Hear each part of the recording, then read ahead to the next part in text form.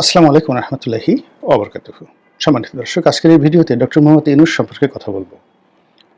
তবে নিশ্চিত যে তার বিষয়ে কোনো নেতিবাচক কথা বলবো না। তিনি ক্ষমতা আসার পর থেকে তার অনেক কর্মকাণ্ডের সমালোচনা করেছি, আর অনেক ভালো কাজের প্রশংসা করেছি। কিন্তু আমাদের দেশের যে পরিবেশ এবং প্রকৃতি, সেটা হলো মানুষের যখন ক্ষমতা থাকে তখন কেউ তার সমালোচনা করে না, আর সমাজের একটা বিরাট অংশ ক্ষমতাধরদের সমালোচনা দূর থেকে তালি দেয়। কিন্তু সুবিধাবাদী যে সমস্ত লোকজন, তারা কোনো অবস্থাতেই এই ক্ষমতাধর লোকজনের সমালোচনা পছন্দ করে না।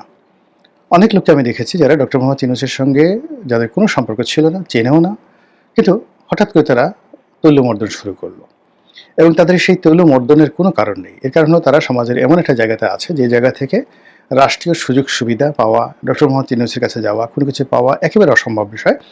কিন্তু ওই যে তাদের মধ্যে যে অভ্যাস, তেল মারার অভ্যাস, ক্ষমতাধরদেরকে তোয়াজ এবং তদবির করার অভ্যাস, এই কারণে তারা ডক্টর মোহাম্মদ ইউনূসের তোয়াজ এবং তদবির করা শুরু করলো এবং বলা শুরু করলো এমন সব আজগুবি অদ্ভুত কথা, যা কিনা ডক্টর মোহাম্মদ ইউনূসের সম্মান মূলত হানি করে। প্রশংসা করতে গেলেও কিন্তু অনেক সময় সম্মান হানি করে।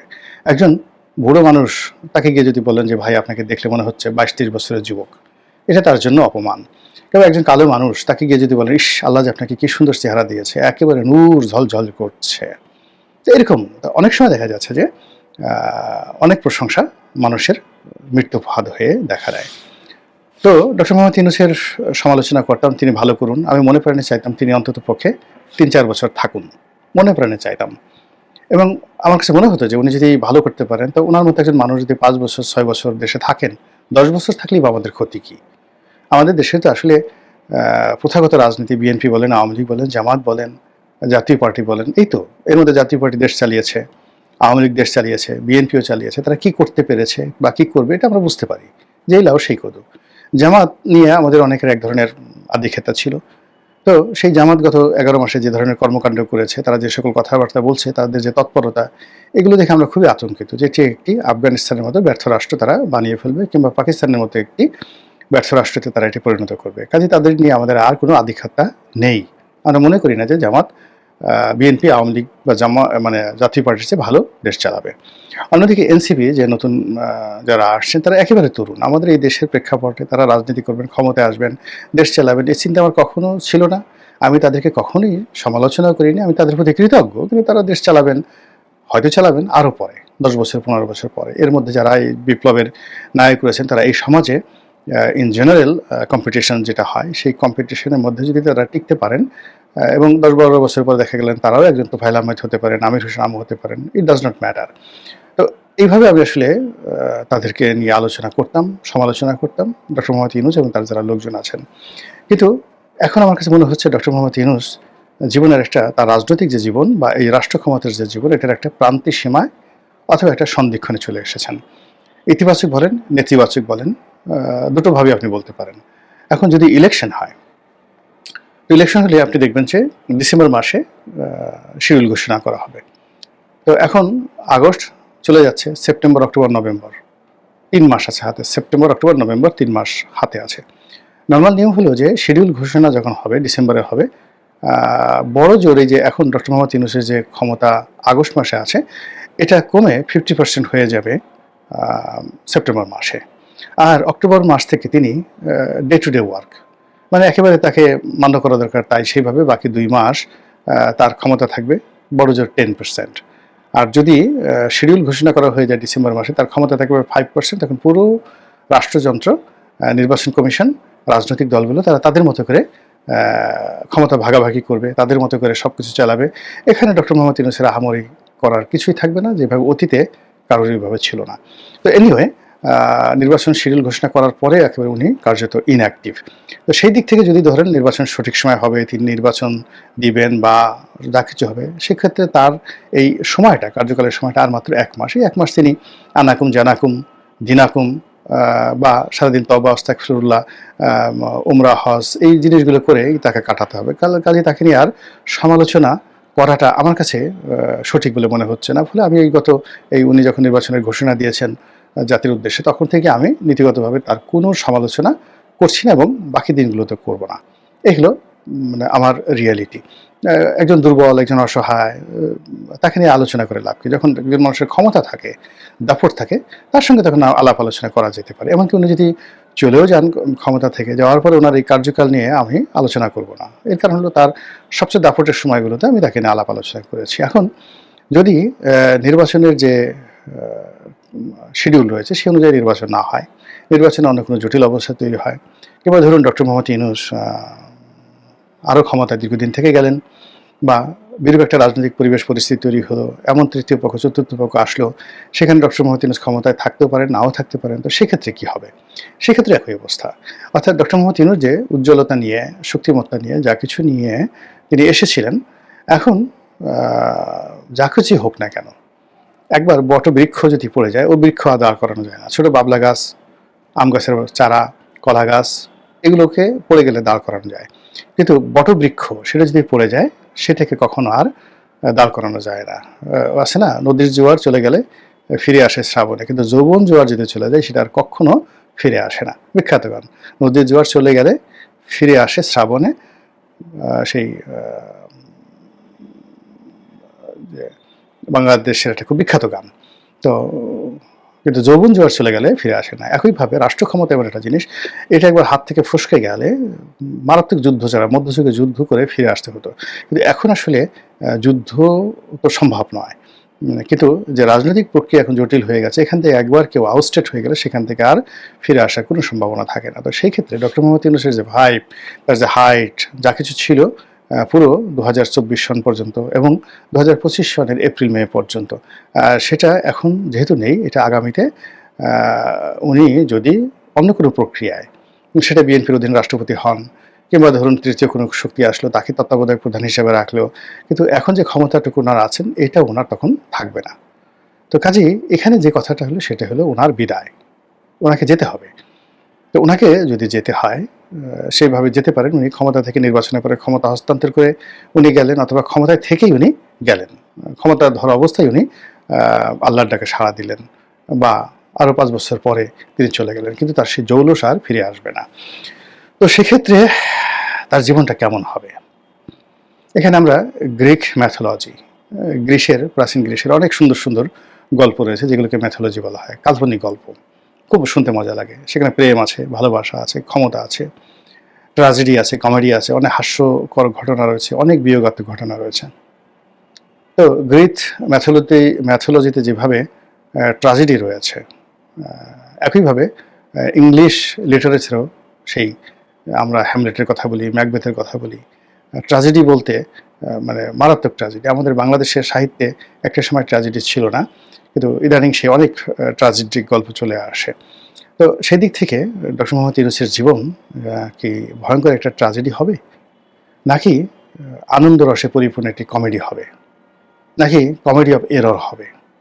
এই বিষয়গুলো আল্লাহ ভালো জানেন, কিন্তু আমি কতগুলো ঐতিহাসিক সূত্র বলবো, তারপরে একটা ঐতিহাসিক কাহিনী বলে আজকের এই ভিডিওটি শেষ করবো খুব সংক্ষেপে। ঐতিহাসিক সূত্র হলো যে, সারা জীবন যারা খুব ভালো থাকে, সুনাম সুখ্যাতি থাকে, তো এই মানুষগুলো মৃত্যুর আগে তাদের দুটো পরিণতি হয়। সেটি হলো, তাদের দিন যত যায়, বার্ধক্য অবস্থা, তাদের মান সম্মান মর্যাদা বাড়তে থাকে, তাদের চেহারা সুরত আচরণে নূরের ঝিল্লতি বাড়তে থাকে, এবং ওইভাবে তারা আল্লাহ ডাকে সাড়া দিয়ে চলে যায়। এদেরকে সফলতম মানুষ বলা হয়। আবার কিছু মানুষের রয়েছে সারা জীবন লাঞ্ছিত, অপমানিত, কষ্ট, দুঃখ, কষ্ট, বেদনা, কিন্তু মৃত্যুর আগে এমন কতগুলো ঘটনা আল্লাহ রাব্বুল আলামিন ঘটিয়ে দেন যে তিনি এই পৃথিবীতে অমরত্ব লাভ করেন, এবং কিয়ামত পর্যন্ত সেই সমস্ত মানুষকে আমরা স্মরণ করি। আপনি চিন্তা করেন, একজন ক্ষুদিরাম বসু বা একজন সূর্য সেন, আমরা কি তাদেরকে ভুলতে পারবো? সালাম, রফিক, বরকত, জব্বারকে কি আমরা কখনো ভুলতে পারবো? অথচ তাদের কর্মজীবন কোনোটাই আসলে ডক্টর মোহাম্মদ ইউনূসের মতো এরকম বর্ণাঢ্য ছিল না, কিন্তু জীবনের প্রয়োজনে এমন একটা ঘটনা আল্লাহ রাব্বুল আলামিন ঘটিয়ে দিয়েছে যে এখন আমরা সবাই তাদেরকে দোয়ার উপলক্ষ মনে করি। আবার অন্যদিকে যদি আপনি আবু জেহেলের কথা চিন্তা করেন, মীর জাফরের কথা চিন্তা করেন, আমাদের বাংলাদেশের খন্দকার মুশতাকের কথা চিন্তা করেন, এরা তাদের সমাজে জীবনকালের সবচেয়ে অভিজাত পরিবারের সন্তান ছিলেন। আবু জেহেল, তার নাম ছিল আবুল হাকাম, আরবের সবচেয়ে অভিজাত, সবচেয়ে ধনী, সবচেয়ে জ্ঞানী, সবচেয়ে বীর, কিন্তু তার মৃত্যু হয়েছে আবু জেহেল রূপে, মূর্খদের পিতা। মির্জাফর আলী খান, নবাব আলীবর্দী খান এর নিকটাত্মীয়, নবাব পরিবারের সন্তান, এবং সিরাজের যখন জন্ম হয় নাই তখন থেকে তিনি সেনাপতি। এখন দেখুন জীবনের একটা পর্যায়ে এসে তাকে মির্জাফর হয়ে মরতে হলো। একইভাবে খন্দকার মোশতাক আমাদের কুমিল্লাতে সবচেয়ে অভিজাত পরিবারের সন্তান, তার বাবা একজন নাম করা ওলি আল্লাহ ছিলেন। তিনি ওই ব্রিটিশ জামানাতে বিএ এলএলবি, ওই সময়টাতে বিএ এলএলবি পাশ করা মানে বাংলাদেশে লাখে একজন না 10 লাখেও একজন লোক ছিল না বিএ এলএলবি।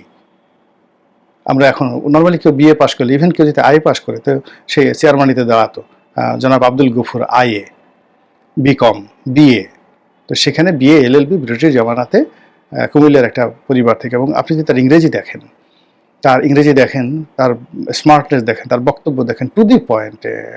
আওয়ামী লীগে 1954 থেকে একেবারে 1975 পর্যন্ত তার মতো স্মার্ট লোক কেউ ছিল না।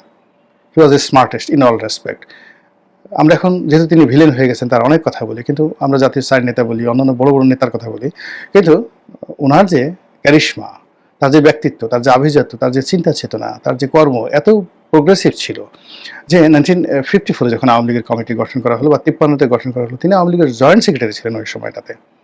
তো এনিওয়ে বঙ্গবন্ধুর সঙ্গে তার বন্ধুত্ব ছিল, কিন্তু বঙ্গবন্ধু হওয়ার পরে যখন রাষ্ট্রপ্রধান হলেন তখন তিনি মানে ওই পর্যায়ে চলে গেছেন। কিন্তু আগ পর্যন্ত আওয়ামী লীগের মধ্যে খুব অল্প কয়েকজন অভিজাত লোক ছিলেন।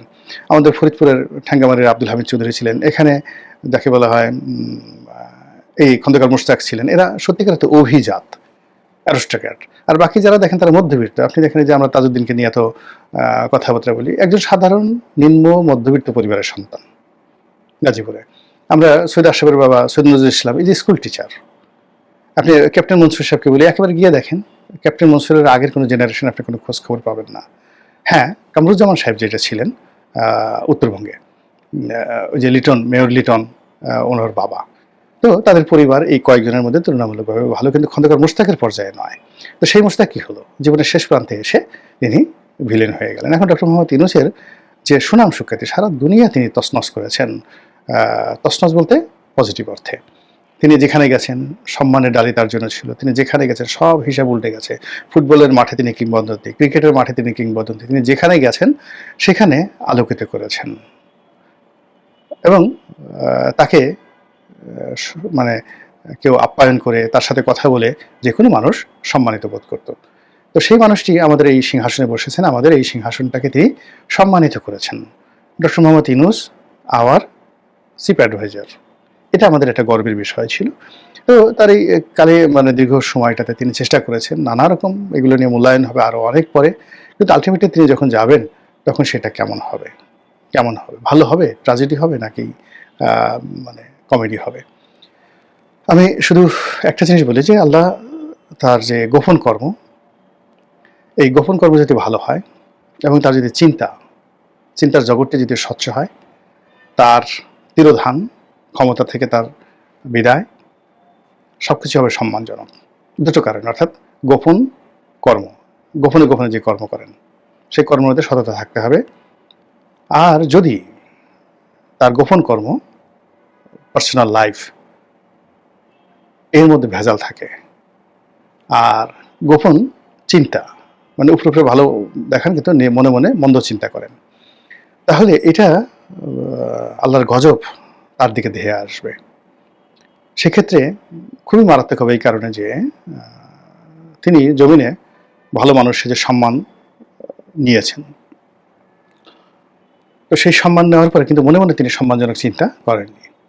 তিনি সমাজে এমন একটা জায়গাতে চলে গেছেন যে সেখানে বসে তার গোপন যে কর্ম, সেই কর্মের মধ্যে অশ্লীলতা, অশ্রাব্যতা, বেআইনি কর্ম কিছু যদি থাকে, সেটা চ্যালেঞ্জ করার মতো শক্তি এই সমাজের ছিল না। ফলে সমাজে যারা বড় মানুষ তাদের গোপন কর্ম খারাপ হলে আল্লাহ গোসায় থরথর করে কাঁপতে থাকে। তো সেক্ষেত্রে যদি তার সেই জিনিসগুলো থাকে, একান্ত তার ব্যক্তিগত, এটা তিনি ছাড়া এবং তার আল্লাহ ছাড়া কেউ জানেন। আর তার মন্দ কর্মে যারা সঙ্গী তারা, কিন্তু তার চিন্তার ব্যাপারে তিনি এবং আল্লাহ ছাড়া কেউ জানেন না। সেক্ষেত্রে দেখা যাচ্ছে তার সারা জীবনের অর্জন, সকল প্রাপ্তি, সকল সম্মান, সব কিছু ধূলিসাৎ হয়ে যাবে তার প্রস্থানের মাধ্যমে। কোনটা হবে তার জন্য আল্লাহ ভালো জানেন। আমরা চাই এই সম্মানিত মানুষটির সম্মান অক্ষুণ্ণ থাকুক। আর যেহেতু তিনি আমাদের উজিরে আজম হয়েছেন, প্রধান উপদেষ্টা মানে প্রধানমন্ত্রী, তো কাজেই তার সম্মান মানে আমাদের সম্মান, তার মর্যাদা মানে আমাদের মর্যাদা। কাজেই তার মর্যাদা অক্ষুণ্ণ থাকুক, সসম্মানে তিনি আমাদের দেশে থাকুন অথবা আল্লাহর দরবারে যান, সম্মান অক্ষুণ্ণ থাকুন, এই দোয়া করছি। আসসালামু আলাইকুম ওয়া রাহমাতুল্লাহি ওয়া বারাকাতুহু।